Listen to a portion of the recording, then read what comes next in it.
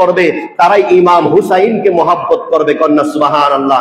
কারবালার প্রান্তরে ইমাম হুসাইন শহীদ হয়েছেন, তাজা রক্ত দিয়েছেন। সেদিন ইমাম হুসাইন বারবার বলেছিলেন ইয়াজিদকে, অনেক আলেমরা তো এখন ইয়াজিদকে প্রশংসা করে, ইয়াজিদের প্রশংসা করে মজলিসে বয়ান করতেছে, নাউজুবিল্লাহ বলেন। ইয়াজিদ তো প্রতিদিন 100 রাকাত নফল নামাজ পড়তেন, 100 রাকাত নফল নামাজ পড়তেন, সব সময় রোজা রাখতেন, হাফেজে কোরআন ছিল, হাদিসের ভান্ডার ছিল, অতুলনীয় জ্ঞান তার মধ্যে ছিল। নামাজ ইমামতি করিয়া পড়াইতেন, কোনদিন নামাজ কাজা করছে ইতিহাস কেউ বলতে পারবে না। তাকবীর উলার সাথে নামাজ পড়তো, গুণের তো অভাব নাই ইয়াজিদের,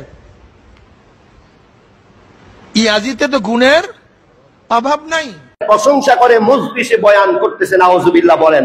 যদি ইয়াজিদ যদি সরাসরি ইঙ্গিত দিয়ে যদি মায়ার নবী যেই গড়ে চুমু খেয়েছিলেন, ইমাম হুসাইনের গড়ের মধ্যে যেই মায়ার নবী চুমু খেয়েছিলেন, যার কথার কারণে, যার ইঙ্গিতের কারণে, যার পরামর্শের কারণে, যার এই কুচরিত্রের কারণে ইমাম হুসাইনের গলার মধ্যে সেই সীমার ছুরি লাগিয়েছে, তারা কোনোদিন জান্নাতি হতে পারে?